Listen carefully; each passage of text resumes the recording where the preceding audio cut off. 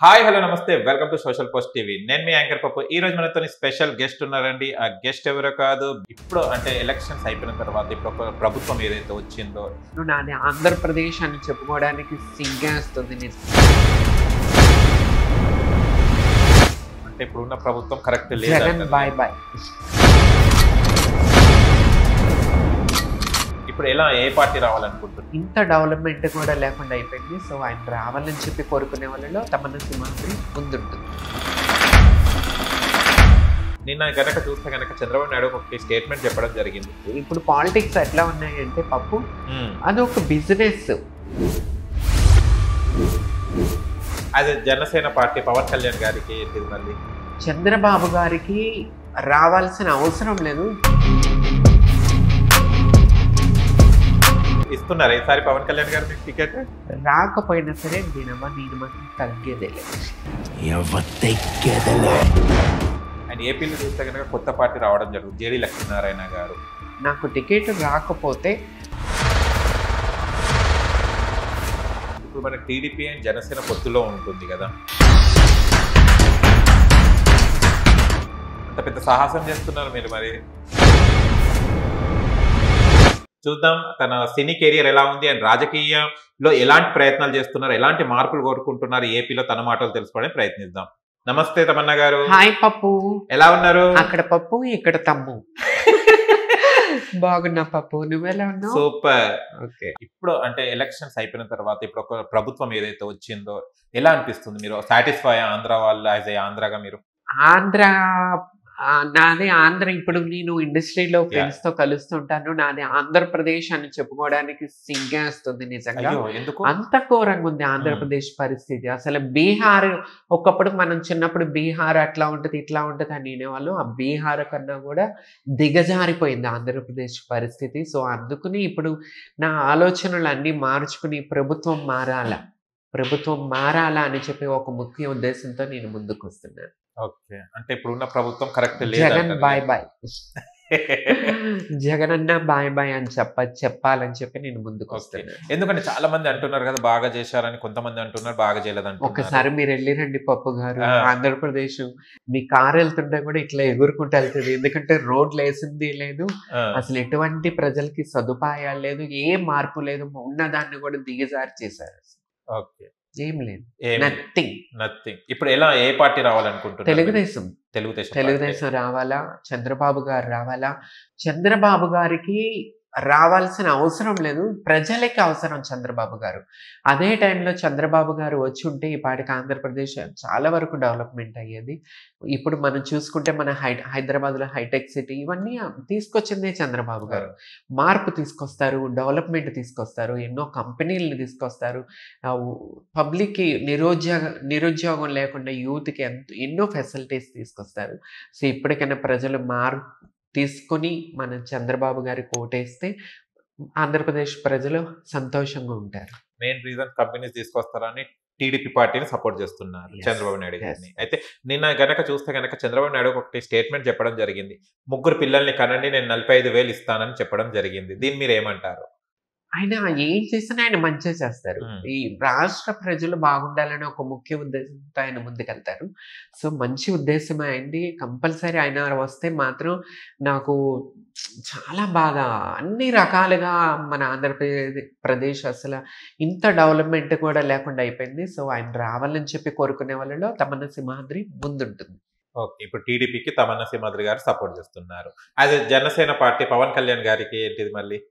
అదే కదా, పార్టీలు ఏమైనా ఇస్తున్నారు ఈసారి పవన్ కళ్యాణ్ గారు మీకు టికెట్? అదే చూడాలి పాపు. లాస్ట్ టైం 2019లో నేను ఎమ్మెల్యే టికెట్ కోసం ఆయన అప్లికేషన్ ఫామ్ ఫిలప్ చేశాను. ఐ హోప్ నేను వెయిట్ చేశాను, టికెట్ రాలేదు. అక్కడ అయినా సరే నేను వెనక తగ్గకుండా స్వతంత్ర అభ్యర్థిగా ఫస్ట్ ట్రాన్స్ ఫీమేల్ ఇన్ 2019, అది గిన్నిస్ బుక్ రికార్డ్.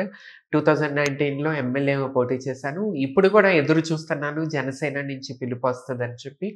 రాకపోయినా సరే నేను మాత్రం తగ్గేదేలే. అసలు తగ్గేదేలే, అసలు ఎప్పటికీ ఇలానే ఉంటారు. తమన్నా సింహాద్రి అని సింహం పేరులోని, ఇంటి పేరులోని సింహం ఉంది. సో తగ్గేదేలే. అండ్ ఏపీలో చూస్తే కనుక కొత్త పార్టీ రావడం జరుగుతుంది, జేడీ లక్ష్మీనారాయణ గారు. పార్టీ పెట్టబోతున్నారు. ఓకే, దాంట్లో ఏమన్నా వస్తే అవకాశం వస్తుంది, అక్కడి నుంచి పార్టిసిపేట్ చేస్తారా? చూడాలా. మెయిన్ ప్రిఫరెన్స్ వచ్చేసి జనసేన.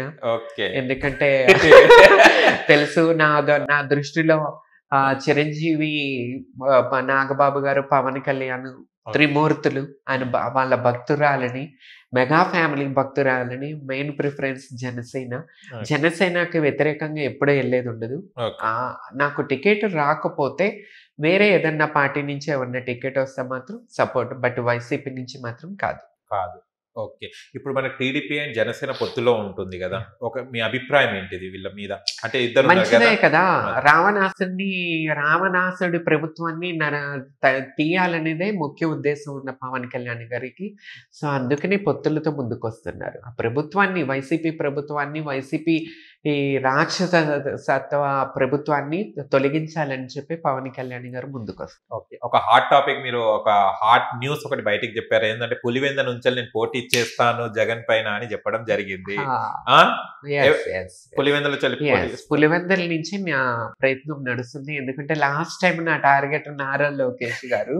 సారీ అండి, యాక్చువల్లీ నేను అక్కడ పోటీ, నా గోల్డెన్ లాగ్ ఎక్కడ పెడితే అక్కడ నేనేం టార్గెట్ చేస్తానో అక్కడ వాళ్ళు ఓడిపోతారు. సో అక్కడ టార్గెట్ చేస్తాను, అక్కడ ఓడిపోయారు. ఈసారి పులివెందులు మన ముఖ్యమంత్రి వైఎస్ జగన్మోహన్ రెడ్డి గారు నా టార్గెట్. నా గోల్డెన్ లాగ్ వల్ల ఆయన కూడా ఓడిపోతారు.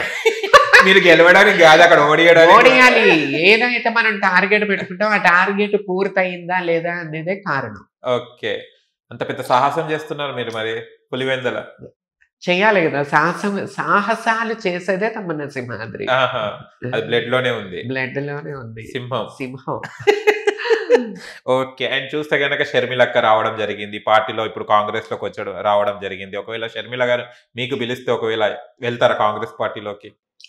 కాంగ్రెస్ పార్టీలో కంటే జనసేన నుంచి టికెట్ రాకపోతే నేను పోటీ చేయాలి పులివెందుల నుంచి, కాబట్టి కంపల్సరీగా చూద్దాం ఏం జరుగుతుందో. ఒక మహిళా నాయకురాలు రావడం ఆనందకరం. ఓకే, ఆ పార్టీ పెట్టడం కరెక్ట్ అని అనిపిస్తుందా? పార్టీ పెట్టలేదు ఆల్రెడీ కాంగ్రెస్ పార్టీలోకి. అదే యాక్చువల్లీ వాళ్ళ తండ్రి గారు ఉన్న పార్టీ కాబట్టి, సో ఆమె ఆటల్లో తప్పలేదు. అంటే ఒకప్పుడు కాంగ్రెస్ పార్టీని చాలా తిట్టడం జరిగింది తెలంగాణలో ఉన్నప్పుడు. రేవంత్ రెడ్డి గారిని కానివ్వండి, సోనియా గాంధీ గారిని ఇలా చెప్పడం జరిగింది. రాజకీయాలు అంతే కదా, రాజకీయాలు అంటారు. నిన్న ఎక్కడో ఉంటారు, ఇవాళ ఎక్కడో ఉంటారు, రేపు ఎక్కడో ఉంటారు. రాజకీయమే అంతే. మీ మాటలో రాజకీయం అంటే ఏంటిది అసలు? ఏం చెప్తాం, అంతే ఇక రాజకీయాలే అంతే. మాట మీద నిలబడలేనిది రాజకీయం. ఇప్పుడు చూసుకుంటే ఇప్పుడు పాలిటిక్స్ ఎట్లా ఉన్నాయంటే పప్పు, అదొక బిజినెస్. నేను ఒక 500 కోట్లు 200 కోట్లు ఖర్చు పెడతాను, పార్టీ ఫండ్ ఇస్తాను, ఒక 1000 కోట్లు ఎమ్మెల్యే గెలిచి 1000 కోట్లు సంపాదించుకుంటాను. అంటే ఒక 200 కోట్లు పెడతారు, 1000 కోట్లు సంపాదించుకుంటారు. ఇది ఒక బిజినెస్ గా నడుస్తుంది. పవన్ కళ్యాణ్ గారు రావటానికి ముఖ్య ఉద్దేశం అలాంటి మార్పు తీసుకురావాలి.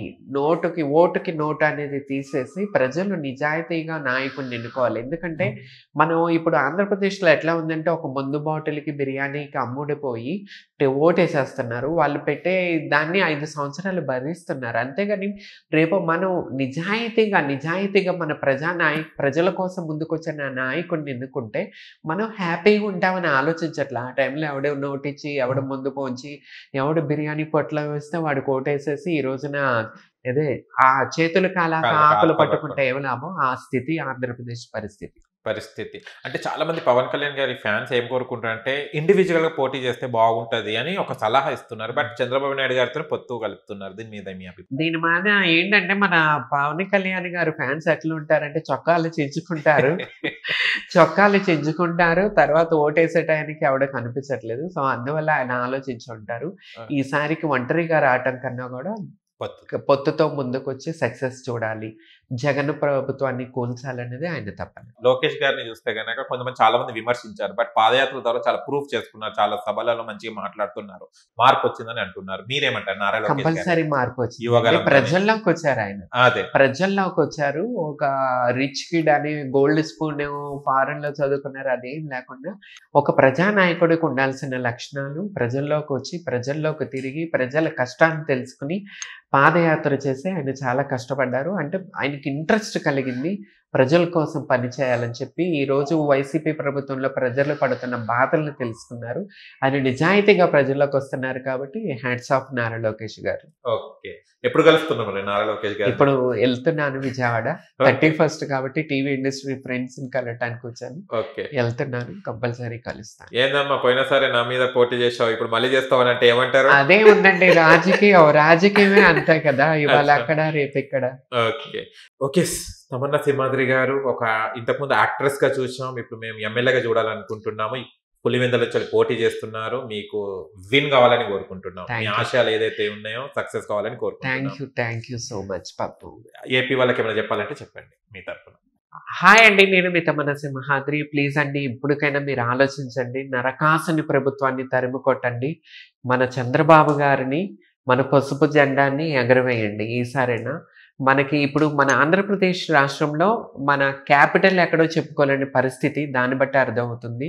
ఈ నరకాసుని తరిమి కొట్టి చంద్రబాబు గారి ప్రభుత్వాన్ని గెలిపించాలి. సైకిల్కి అందరూ ఓట్లు వేసి చంద్రబాబు గారిని ముఖ్యమంత్రి తీసుకొస్తే మన రాష్ట్ర భవిష్యత్తు బాగుంటుంది. Thank you. Okay, thank you so much అండి. చూశారు కదా ఫ్రెండ్స్, మీకు గనక మా వీడియో నచ్చి లైక్ చేయండి, షేర్ చేయండి, కామెంట్ చేయండి, సబ్స్క్రైబ్ ఛానల్ని అక్కడ గంట సింబల్ టంగున కొట్టండి. నేను మీ యాంకర్ పప్పు. Bye bye.